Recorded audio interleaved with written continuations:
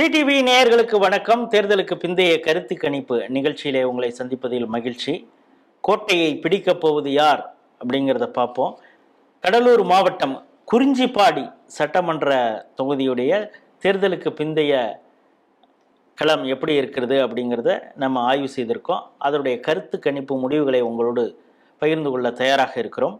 2021 MRK Panneerselvam தொடர்ச்சியாக அவர் தான் இங்கே வெற்றி பெற்றுட்டு வராரு. சென்ற முறை 17,527 வாக்குகள் வித்தியாசத்தில் வெற்றி பெற்றார். இந்த முறை எப்படி இருக்குன்னு பார்க்கணும். ஏன்னா தாவேகா புதுசாக என்ட்ரி ஆயிருக்காங்க.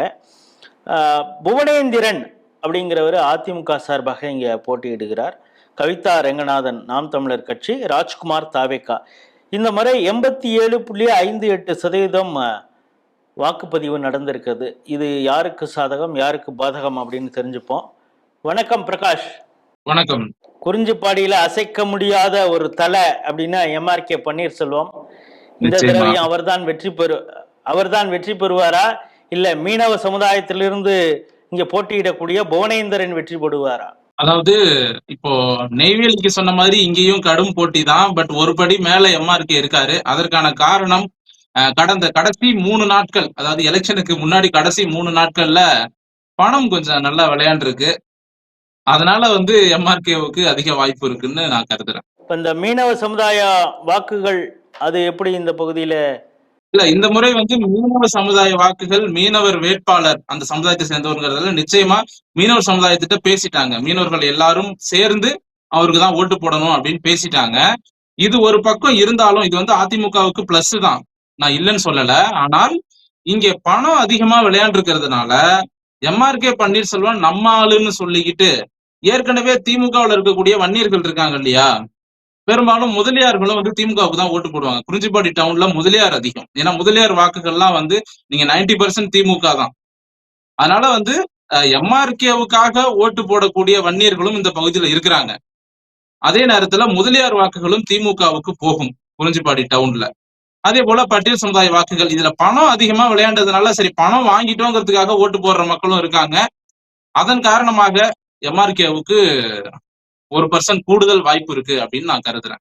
இப்ப கடலூர்ல ஐயப்பன் பிள்ளைமார் சமூகத்தை சார்ந்தவர் இந்த இடத்துல மீண்டும் சீட்டு கிடைக்க முடியாத அளவுக்கு செய்து விட்டார் எம்ஆர்கே அப்படிங்கிற கோபம் அங்க இருக்கக்கூடிய பிள்ளைமார் சமுதாயமோ முதலியார்களுக்கோ அந்த கோபம் இருக்காதா?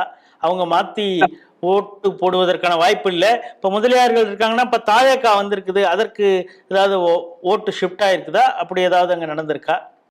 இல்ல, அதாவது பட்டியல் சமுதாய வாக்குகள் தாவேகாவுக்கு ஷிஃப்ட் ஆயிருக்கு. அது எந்த அளவுக்கு அப்படின்னு பாத்தீங்கன்னா குறிஞ்சிப்பாடியில கொஞ்சம் குறைவு தான். இப்ப நீங்க விருதாச்சலம் திட்டக்குடியை கம்பேர் பண்ணும்போது குறிஞ்சிப்பாடியில கொஞ்சம் குறைவு தான். அதே நேரத்துல மீனவர்கள் வாக்குகள் முழுசா அதிமுகவுக்கு போகும்னு சொல்ல முடியாது. ஏன்னா மீனவர் சமுதாயத்துல விஜய்க்கு ஓட்டு போடுறவங்களும் நிறைய பேர் இருக்காங்க.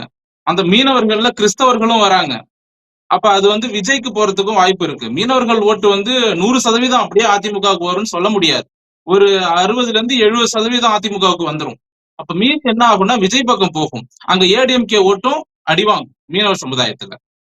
அதனால இந்த பக்கம் பாத்தீங்கன்னா இப்ப நீங்க சொன்னீங்க கடலூர்ல ஐயப்பன் அவர் முதலியார் சமூகம், அவரை ஓரம் கட்டினதுனால இங்க குறிஞ்சிப்பாடியில் இருக்க முதலியார் எல்லாம் ஓட்டு போட மாட்டாங்க அப்படின்னு நீங்க நினைக்கிறீங்க. அது தப்பு. ஏன்னா தொகுதிக்கு தொகுதி மக்களோட சிந்தனை மாறும். ஏன்னா அது வேற தொகுதி, இது வேற தொகுதி. இந்த தொகுதியை பொறுத்த வரைக்கும் மக்கள் மைண்ட் செட் வேற மாதிரி இருக்கும். ஒரே சமூகமா இருந்தாலும் தொகுதிக்கு தகுந்தாப்புல அவங்களுடைய மைண்ட் செட்டுங்கிறது வேற மாதிரி இருக்கும். எனக்கு தெரிஞ்சு முதலியார் வாக்குகள் திமுகவுக்கு தான் போகும். நான் கலாய்வு செஞ்ச வரைக்கும் அது அவ்வளவு சீக்கிரம் மாறாது. வேணா யங்ஸ்டர் ஓட்டு வேணா விஜய்க்கு போகும். சோ அந்த முதலியார் வாக்குகள் எம்ஆர்கேவுக்கு போறதுனால அவருக்கு ஒரு சான்ஸ் இருக்கு. ஆனா எம்ஆர்கே பன்னீர்செல்வம் மேல அதிருப்தியில மக்கள் இருக்காங்க. இருந்தாலும் பணத்தின் காரணமாக அவர் வெற்றி அடைய வாய்ப்பு இருக்கு அப்படிங்கறதுதான் என்னுடைய கருத்து. இதை நீங்க இழுபறின்னு வச்சுக்கிட்டாலும் சரி, இல்ல எம்ஆர்கே 1% கூட வச்சுக்கிட்டாலும் சரி, இதுதான் கணக்கு. கடலூர் மாவட்டம் குறிஞ்சிப்பாடி சட்டமன்ற தொகுதி. இங்கு தொடர்ச்சியாக எம்ஆர்கே பன்னீர்செல்வம் அப்படின்னு அவர் தான் வெற்றி பெற்றுட்டு இருக்காரு. அவர் ஒரு சென்னா புலவர் அப்படின்னு பலரும் பாராட்டுவாங்க. அந்த அளவுக்கு அவர் எல்லாரையும் நல்ல விதமாக திமுக தொண்டர்களை அர்ச்சிப்பார் அப்படின்னு சொல்லுவாங்க.